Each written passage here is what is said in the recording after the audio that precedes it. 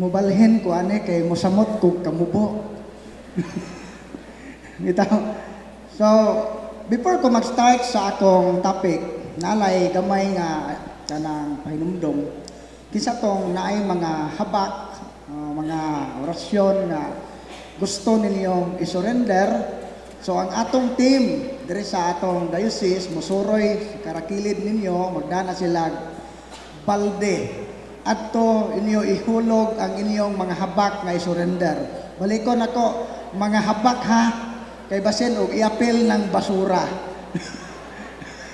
Oh, bitaw, musamot ka daghan ang basura sa atong kumbento. So ang atong topic, mubo ron is about the proper use of sacramentals. So mo ni i-assign ako. So nakabantay man mo nga naay mga religious item dito sa gawas, na amoy mga gipangdala karon nga religious item nga inyong pagagamiton, mao ni nga ato nang i-discuss kung saon nato na paggamit. Tingali na uban ani nga mga followers na sa punto por punto na nakadungog na ani, pero ato gihapon ning isulti, labi na sa mga first timer nga walay update sa social media. So unsa man ning sacramentals mga igsoon? Sacramentals are sacred signs instituted by the Church. They prepare men to receive the fruits of the sacraments and sanctify different circumstances of life. So sa mga sacramentals, mga sagrado nga timaan nga gitukod sa simbahan. Balikon, ang sakramento nga giingon ni Bro Kaloy ganiha, outward sign instituted by Christ. Si Kristo ang nagtukod. Samtang ang mga sacramentals, ang simbahan ang nagpahiluna o nagtukod niini. Nga unsay tuyo, they prepare men to receive the fruit of the sacraments. So muandam siya nato paingon aron ta maandam pagdawat sa mga bunga sa sakramento ug makatabang kini pag-sanctify, pagbalaan sa atong nagkadaiya nga kinabuhi. Dili man ta parehas estado. Naay mga minyo, naay mga pare, mga madre, naay mga single mom, single dad, dili ta pareha og estado sa kinabuhi, pero kitang tanan duna tay common vocation, mao na ang holiness. Gitawag ta sa pagkabalaan. So mga sacramentals o kun ang mga sacraments mao na ang pagkaon sa kalag, ang sacramentals food supplement, mga vitamins para mo ligon ang atong espirituhanong kinabuhi. So ari ta sa biblical basis. Naa ba ni basihan? Kaya ang giingon sa Catechism of the Catholic Church, paragraph 1677, ang sacramentals is a sacred sign instituted by the Church. Doon na ba ni basihan sa Biblia? Una, nga ang simbahan dunay otoridad pagtukod sa mga sacramentals. Kay tingali makadungog ta sa atong mga igsoon nga dili Katoliko, laktod ra bagyo na sila moingon asa mabasa sa Biblia. Na kitang mga Katoliko nga way tuon sa atong Biblia, walihan ta nila ang ato ra gyud intawong mahimo, magpitok-pitok lang ang atong mata. Okay, wa man tay kagaw uso pagtubag. So ato nang tubagon, naa ba ni biblical basis? Ngano man kinsa may naghatag og katungod o otoridad sa simbahan sa pagtukod sa mga sakramentals? Ang tubag si Kristo mismo. Diya sa Mateo 18 o 16:18, ang unang gitagaan sa ato Papa, ningon si Kristo, ihatag ko kanimo ang mga yawe sa gingharian sa langit. Ang imong itugot dinhi sa yuta, itugot usab sa langit, ug ang imong idili dinhi sa yuta, idili usab dito sa langit. So ang Santo Papa nakadawat og otoridad sa pagdili o pagtugot. Kung unsay itugot dinhi sa yuta, aprobado na sa langit. Ug unsay idili dinhi sa yuta, idili usab kana sa langit. Mao na nga kining mga sacramentals nga gibless sa simbahan kay gitugot man dinhi sa yuta, kinahanglan ning itugot sa langit aron dili mabakakon si Kristo. Unya kay kanang inyong mga habak diha, mga bala nga di mubuto, kanang mga basiyo bitaw sa kanang efficacent oil nga inyong gipangkulihan og lana sa lube, gibutangag mga gamot sa kahoy, inyong gibakos karon murag magasin og 45. So kanang mga butanga wa man na intawon gitugot sa simbahan Mao na nga dili na aprobado sa langit, mao nang isurrender. Pero kining pag-surrender di ni pugos ha. Kay nay uban nga dili kumbinsido hinumduman nato nga kining among pag-are wala may muanhi aron pugson mo, aron hadlokon mo. Ang amo kaluoy, gugma nga gusto namo nga ang kabubuton sa Ginoo matuman nga kita magsunod sa iyang kabubuton. So, naroon na ninyo, tuman ba dili? Unyang mga sacramentals, effective siya una tungod sa otoridad ni Kristo nga gibilin sa simbahan. O ikaduha, Juan 14:14, si Kristo misaad sa mga apostoles, kung mangayo kamo sa amahan sa akong ngalan, ihatag ko kini kaninyo. So dunay saad si Kristo. So mao na nga kung ang pare mo blessing, di ba? Sa blessing mo ingon ang pare, kining tanan among gipangayo pinagi ni Kristo nga among Ginoo. So nganong naa man na sa mga prayer sa formula sa prayer sa blessing kay ning salig ang simbahan sa saad sa atong Ginoo. So ang mga sacramentals nganong effective dunay duha ka rason tungod kay ang simbahan nga nag-bless niini dunay authority gikan ni Kristo ug ikaduha ang simbahan nga gitagaan sa otoridad ni Kristo gisaaran ni Kristo nga kung mangayo ta sa iyang ngalan at mangayo ta sa amahan pinagi sa iyang ngalan iyan ning ihatag. So mo nay rason. Ari ta sa holy water. Naa ba nay biblical basis? Naa ba nay basihan sa Biblia? Diya sa numero 5:17 ang katawhan sa Dios, di ba? Sa Old Testament ang katawhan sa Dios mao man ang Israel. Diha sa ilang mga practices nagamit na sila og balaang tubig. So kung sa Old Testament, wala gidili sa Ginoo ang paggamit og balaang tubig, unsa may rason sa Ginoo nga idili ni siya sa Bagong Testamento. Unya naa ba ko'y mabasa sa Biblia sa New Testament nga kining paggamit og holy water dili na ni kinahanglanon. So wala. So mao na nga dunay basihan sa Biblia ang paggamit og balaang tubig. Sunod, kining holy oil. Sa Marcos 6:13, kay moingon ang uban, mabasa ba sa Biblia nga si Kristo mismo gagamit og lana pag-ayog masakiton? So, ibutang nato, why mabasa nga si Kristo nangunay og gamit og lana? Ibutang nato why mabasa. Pero na may mabasa sa Marcos 6:13 nga ang mga apostoles nga si Kristo ang nagsugo nga manglakaw aron magwali sa pulong sa Ginoo, mag-ayo og masikiton og maghingilin og yawa nga naggamit og balaang lana, si Kristo may gasugo ato. So sa ato pa dunay basihan sa Biblia nga ang mga sinugo ni Kristo gagamit og lana. Nain pa kanang hilog diya sa Santiago 5:14. Kung adunay nagmasakiton kaninyo, ipatawag ang pare sa simbahan aron magampo kaniya ug maghilog kaniya glana.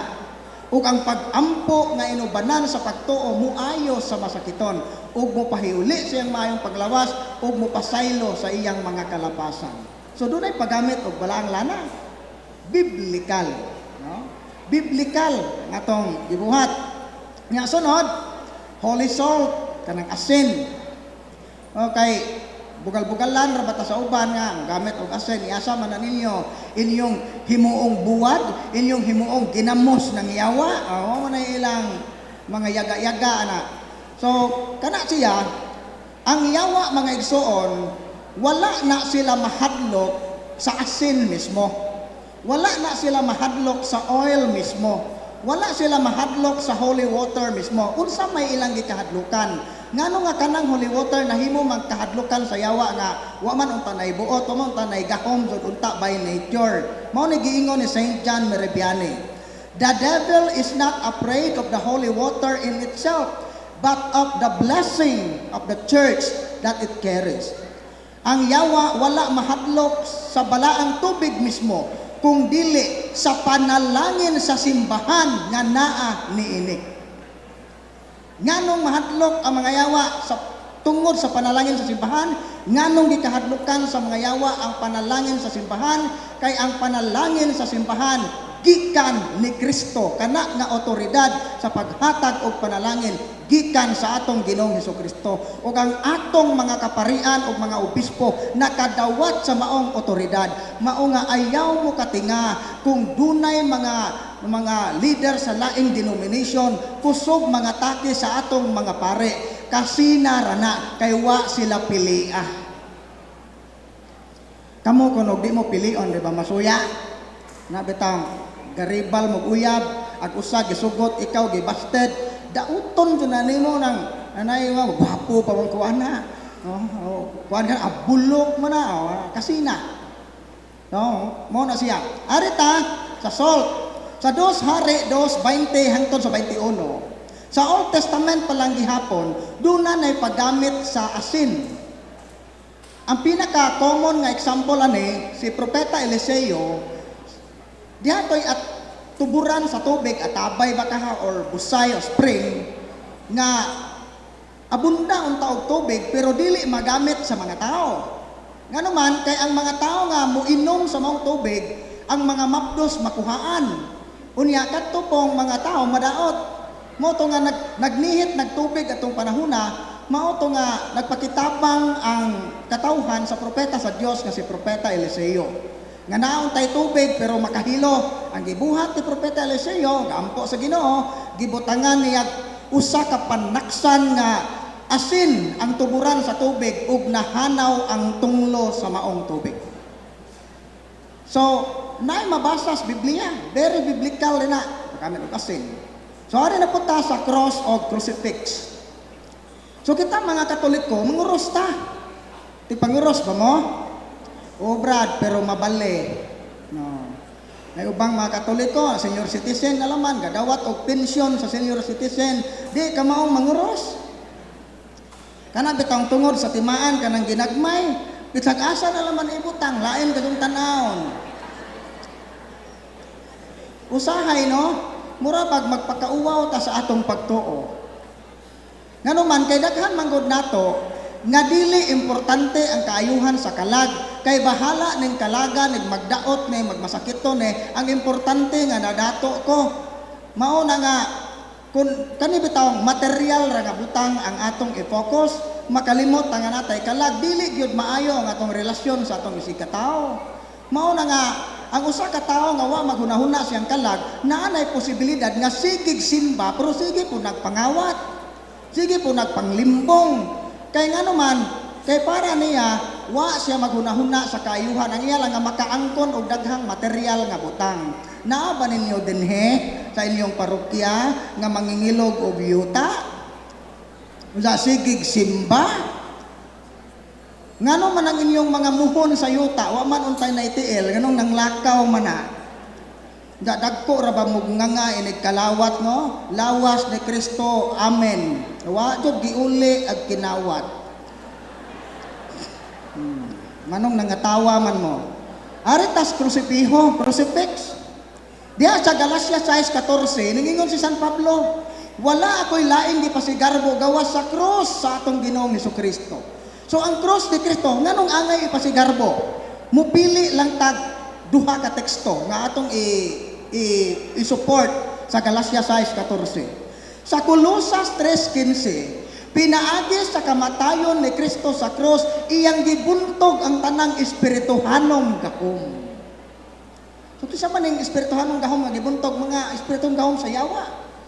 So ang yawa sa wa pa mamatay si Kristo, lipay ka siya kini inig kamatay ani ilang giingog Mesiyas, mudaog na ta.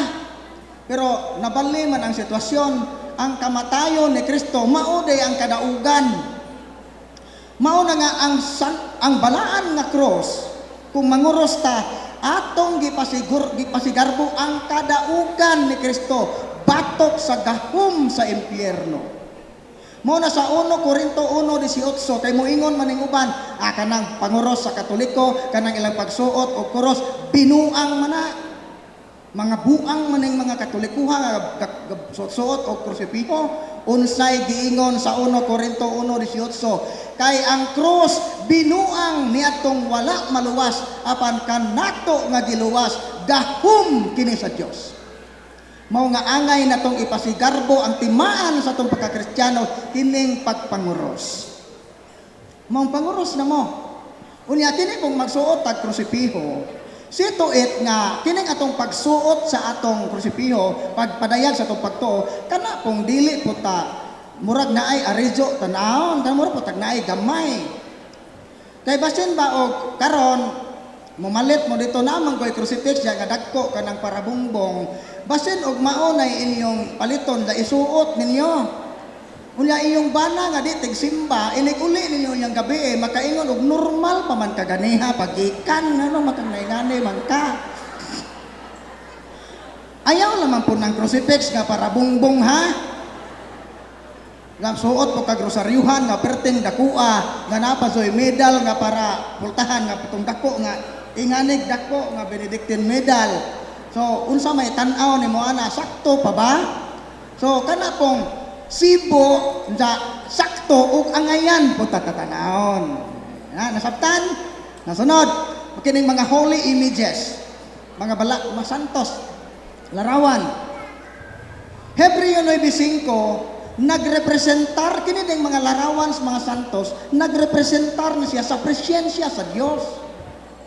Ang gikondenar sa Ginoo mga igsoon, paminaw mo mga Katoliko, kay maora ba ni pinaka-common nga atake sa mga revoltologists. Yan ang mga tagalayng relihiyon nga revolto ray gibantayan. Dili tanang revolto gikontrahan sa Ginoo. Kay ang gikontrahan sa Ginoo katong larawan sa mga Diyos. Wagi mabasa sa Biblia nga gidili sa Ginoo ang larawan sa mga santos. Kay ang larawan sa mga santos di ay Hebreo 9:5 nagtimaan sa presensya sa Dios. Mao na nga ang magadugmok, magapasipala sa mga balaang simbolo. Sumala sa Salmo 74, 4 hangtod sa 8, kaaway sa Dios ang muguba, mudugmok sa mga balaang simbolo. Klaro na nato kay sacramentals man na. Unya usa to'y tuyo sa sacramentals, they prepare men to receive the fruits of the sacraments. So ang mga sacramentals di ay dili pwedeng mahimulag sa mga sakramento. Kaya ang iyang trabaho mutabang kung kining mga sacramentals kung matarong nato ni paggamit muandam ni nato paingon sa mga sakramento. Arita ha, kasi klaseng sakramental, saya mo kabalaga kay hapit na kumahuman. Kining blessing sa pare, sakramentals na. Pero daga na to, magpa-blessing og balay, magpa-blessing og sakyanan, pero ang tag-iya sa balay nga giblessingan, wa magpakasal. Di tigsimba. Gapa-blessing og sakyanan, gibutangan og rosaryuhan ang sakyanan, pero ang tagtungod, ang tag-iya sa sakyanan, di tigampo. Di tigrosaryo. So kanade ang atong balay, giblessingan na kay atong giimbitar ang Ginoo nga mag-uban unta pagpuyo nato aron maghari ang gugma, kalinaw o panagiusa. Sa ngano man ang litsing yawa man ang atong sangpiton kanunay. Gagapablessing og bay. Unya lain pa consecration and dedication. So dire sa atong parokya, dunay tulo ka mga dagkong lugar nga balaan nga angay natong ampingan og tahuron. Unsa man kining atong simbahan, ang mga kapilya ug ang menteryo. Wala ang lugar na. O ari ta simbahan. Kanang word nga holy means set apart, gilain. Dili siya parihang kalidad sa ordinaryong lugar o butang.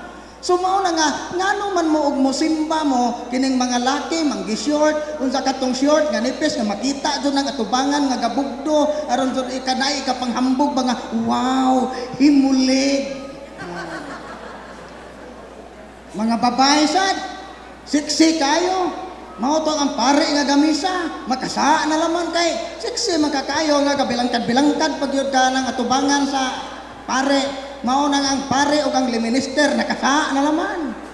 Kay inig-ingon sa pare, lawas ni Kristo, kini may lawas. Mao na no nga giset apart. So diri sa simbahan, ang kabubuton sa Ginoo maoy matuman, dili kitay magbuot. Mo ayaw mo kaingon nga ayaw pagbuot og mao na ang isuot kay aho ning lawas. Di ba ang sentro sa misa si Kristo? Si Kristo miingon diha sa misa panahon sa consecration, this is my body. So kitang tanan nga misimba muluhod ta di ba? Muluhod ta sa consecration. So meaning atong gihatagag importansya ang atong tanang atensyon naa ni Kristo nga nag-ingon kini ang akong lawas nganong ikaw may gabuot ug unsa isinina moingon pagyukag ako ning lawas si Kristo day ka kompetensya ka ni Kristo diha sa misa unya ra ba og mayawaan na mo question sa Ginoo ngano imo man kung gingane pintikon uroy kas Ginoo ana ako pa tos langit ako mahilangit pamintikon man tiraduron man ingana mo Ginoo pasanginlan nga sunod kining mga popular piety and devotion rosaryo novena kining devotion bitaw pinakanindot nga devotion nga nakalimtan nato kining devotion sa atong guardian angel mao bitaw na nga dali ta makasa ang atong hunahuna puro binuang puro dili maayo kay ang yawa kanunay mo ining tintal nato kay ang yawa mo'y atong gihatagan kanunay nga mo'y mudwell sa atong hunahuna sa unsa nga paagi nga ang atong guardian angel mudako ang iyang scope pagtabang nato pagdevotion niya maong ibalik nato ang pagampo sa angel of God my guardian dear to whom God's love to meet me here ato nang ibalik kay the more ta nga magampo sa atong guardian angel magdevotion mugdako ang iyang jurisdiction nato maunang magiyahan tagdali mo dali ta mawadag paglaom kay wa ta mo sangpit sa atong anghel nga magbalantay unya og magrosaryo ta magnovena ta simba pod oy nguban di ko tig simba brad pero tigrosaryo ko kada adlaw kuwang-kuwang na ngano man kay ang sacramentals lagi kinahanglang muhatod sa sakramento nay uban di mo simba way mga kasal pero panahon sa sinulog muadtog Cebu kay managkot dito sa imahen sa balaang bata Santo Niño sakto man na pero kuwang na siya kung di ka mo dawat sa sakramento ang mga sakramento importante na sa atong kinabuhi kay maunay tuyo nganong naay sacramentals kay aron ta magdasig mapukaw painon sa sakramento di din ana nato madawat si Kristo nga naghatag og grasya ug ang maong grasya makahatag sa atong kaluwasan so mao na ituyo ana mga holy water sprinkle na sa inyong balay holy oil ikuros na sa inyong agtang mga amahan sukad karon kitang mga amahan nga nadinhi kita nay mulid og rosaryo di man ko kamao magrosaryo brad pagtuon pagpalit og guide adto wengon ta nga di man ko kasag-o brad pagpalit mo guide kapalit kag tuktokon anang imong sunoy tuktokon anang manok thunderbird di ka kapalit anang guide sa rosaryohan perteng baratuha makapalit manganay kag tanduay siyabo unsa pa na imong paliton na kini noong pakayuhan tungkalag di ta kapalit kitang mga amahan di ba kasagaran kita mo'y unang matog karon usbo na nato kita na'y mulid sa rosaryo kay kitay head sa pamilya kung makita sa yawa nga ang head sa pamilya huyang atakihon niya ang maong pamilya kay wala man ni proteksyon gikan sa Ginoo kay ang mga piniyalan nga modumala sa pamilya huyang og mibiya sa grasya sa Dios nasabtan nganong lain naman mo tinanawan tubag po ng uban ang ambrad lain man pud katan-aon diha nang laay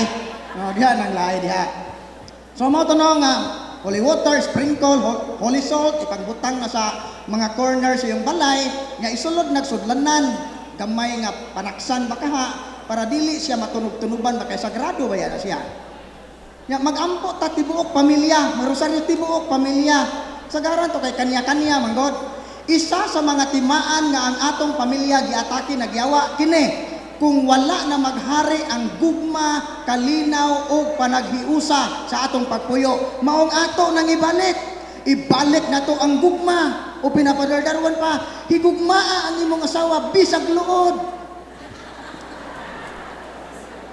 ang uban kay Nabuong naman ko kaog inunon brad mao na mangita na pugkumba. Nganong wa man ka maminyo og humba daan? Oh. Imo man ang sa. So bahalag luod kay saad man ang Ginoo. Hangtod kamatayon ra may makabuwag ana. Mao nang uban ahiluan naman ilang asawa ilang bana kay nabuong na di na mao ha. Di na mao. Kinadakuan sa na patyo nimo imong partner kay para makaminyo kag lain. So mao nay tuyo kita bibalik ang gugma, ibalik ang kalinaw. Mao na the best antidote of anger is silence. Kung nasuko ang bana, hilom asawa. Kung nasuko ang asawa, hilom bana. Kung mukalma na, ana, istoryahe ang problema. Ayaw mo pagsiningkahay. Nganong magsiningkahay, nganong magsininggitay man og naa sa kasuko. Labong bitaw og muhangyo og mudog, kidhat laman, kuhit lang, makasinabot man lagi. Wala na'y pulong. Unyag mag-away, di makasinabot, magsininggitay. Hinumdumin ninyo ha, inyong silingan, di na pungol. Tungod kay gasininggitay mo sa inyong away, nakadungog ang inyong silingan nga, ikaw pa'y pisot. Mo na nahibaw-an ang mga bana pisot. Oh, mo to no, ibalik nato ang gugma, kalinaw o panagiusa sa atong pagpuyo aron maghari ang kahayag o kalinaw ni Kristo sa atong kinabuhi. So mao to atong mupo nga pagpaambit unya na para ba si Father Darwin ang atong gikahinaman so aron mas mutaas ang iyang oras sa pagpasabot sa angay niyang ipasabot mao na nga dinhi na lang kukutob daghang salamat ug mayong hapon sa tanan.